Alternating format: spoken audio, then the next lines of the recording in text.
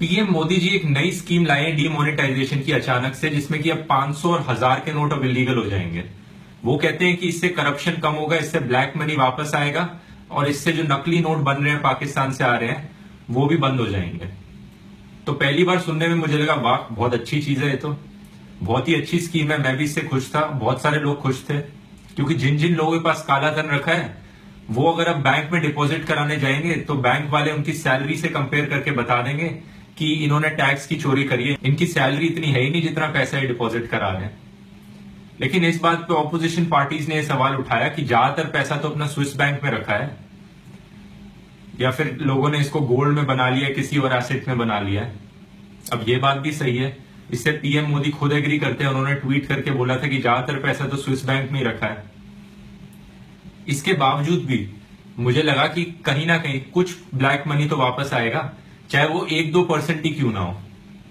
लेकिन अब 3-4 दिन बाद जैसे जैसे स्कीम के बारे में और पता चलता है, वैसे वैसे और ये ज्यादा लग रहा है कि ये पूरी स्कीम सिर्फ एक चुनावी जुमला थी, इसकी इफेक्टिविटी बहुत ही कम है।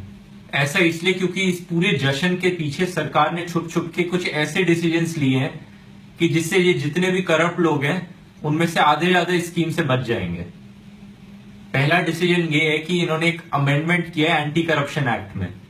इस अमेंडमेंट की वजह से अब सीबीआई या कोई भी और इन्वेस्टिगेटिव एजेंसी किसी भी गवर्नमेंट एम्प्लॉय को इन्वेस्टिगेट नहीं कर सकती करप्शन पर।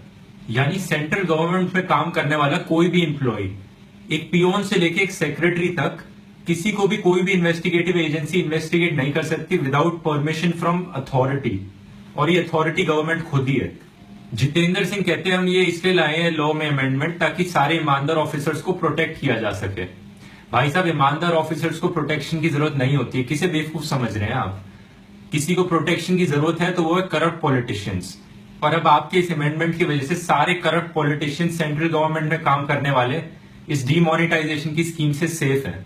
इनफैक्ट अब गवर्नमेंट चाहे तो ऑनेस्ट ऑफिसर्स को और गंदी तरह टारगेट कर सकती है। अब ये इन्वेस्टिगेटिव एजेंसीज को परमिशन देंगे नहीं भ्रष्टाचारी नेताओं पे इन्वेस्टिगेट करने की, और ये खाली ऑनेस्ट ऑफिसर्स पे परमिशन दे देंगे इन्वेस्टिगेट करने की। एक और चीज जो गवर्नमेंट ने बोली थी वो ये है कि अब जो मंदिर है, मंदिरों के डोनेशन बॉक्सेस में जो पैसा कलेक्ट होता है वो इस चीज से एग्जेम्प्ट है। उसमें उसकी कोई अपर लिमिट तक नहीं है। उसमें कितना भी पैसा कैश डिपॉजिट हो उस पर कोई इनकम टैक्स ऑफिसर आके इन्वेस्टिगेट नहीं कर सकता। इसका मतलब जितने भी ये रॉन्ग नंबर बाबाज है, रॉन्ग नंबर साधुज हैं, ये सब इस एक मंदिर को मनी लॉन्ड्रिंग का हब बना देंगे।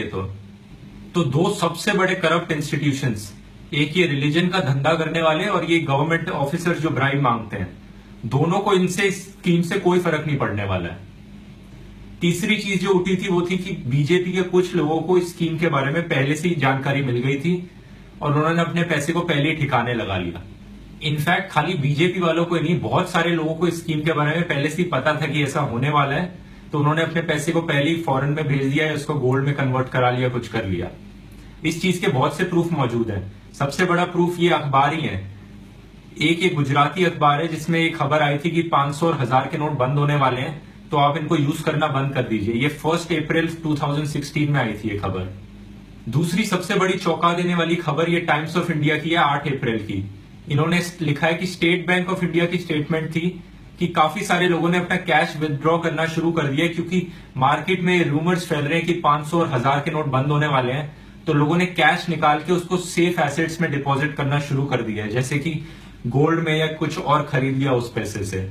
8 अप्रैल, ये चीज 6-7 महीने पहले ही हो चुकी थी।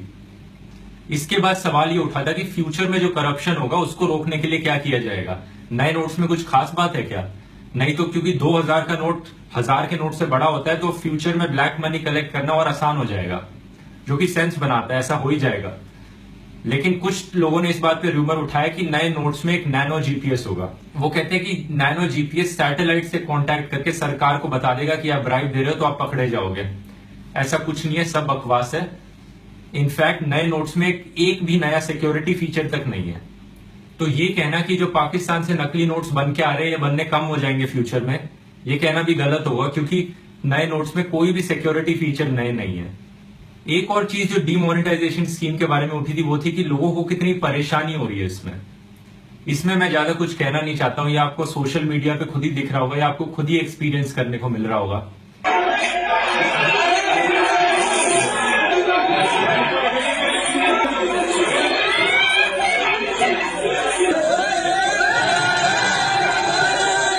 लेकिन जो बाकी सारे रीजंस मैंने बताए, उन रीजंस को देखते हुए इस पूरी डीमोनेटाइजेशन स्कीम के बारे में यह कहा जा सकता है कि एक कदम आगे की ओर देखा लेकिन 4 कदम पीछे चले। तो ये थी मेरी राय स्कीम के ऊपर। धन्यवाद।